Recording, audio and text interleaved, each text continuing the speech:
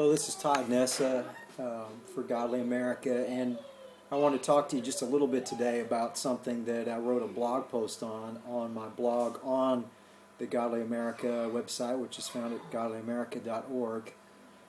I want to talk just a little bit today about the normalcy bias. Now, I just picked this up from Peter Stansberry, who is from a company named after him, Stansberry Research, and I thought it was great. And as a matter of fact, it just really kind of hit the nail right on the head for me with a few things, because I realized that you can have evidence and put it in front of people's face, and they still won't want to believe some of the stuff that is occurring and going on as we're having this New World Order working behind the scenes and has been in decades in the American government.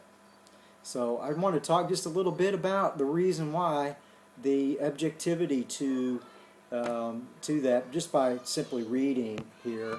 And I've got my iPhone here on my laptop, so I'm going to move it just a little bit so I can read the text, and maybe move myself just a little bit as well.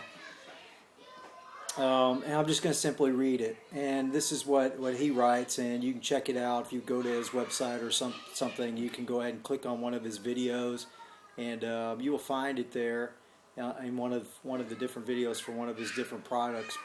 But what he writes is that the normalcy bias refers to our natural reactions when facing a crisis.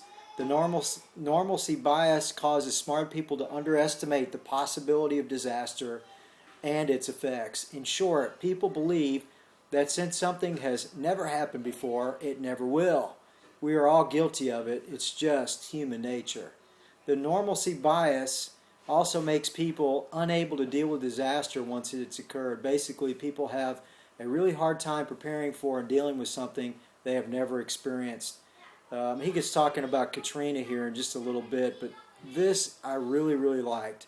I found this quite amazing. As a matter of fact, it was some factual evidence I did not know. And that's about the Jews during World War II who were inside of Germany. And of course that grabbed me, and I could explain the reason why for that, but I have to do it on a different video. It just has kind of to do with my background and my preparation starting as a young boy, and somebody who had World War II vets that were great uncles, and one was actually a grandparent, and I was able to talk to someone in one of the nursing homes that was a veteran who was a nurse right there on the docks at Pearl Harbor, and that to me that's just priceless. That I had that experience. I was 13. This was back in 1983. Want to know how old I am? There you go. Do the math. But right.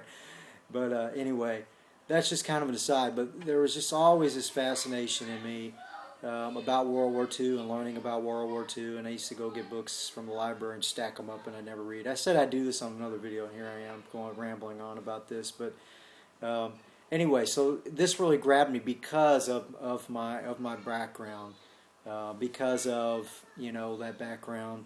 I've also written extensively about the Holocaust in my book Dreams of a Godly America, which is on Amazon.com if you're a Kindle reader. Go ahead and check it out. You can also go to the Godly America website, and there will be a link there to it. I really recommend it. It is not a non-fiction book, or it is not a fiction book. It is a non-fiction book, and I think it's well worth your reading. But anyway, here's what he writes about the Germans in Nazi Germany. He says, by the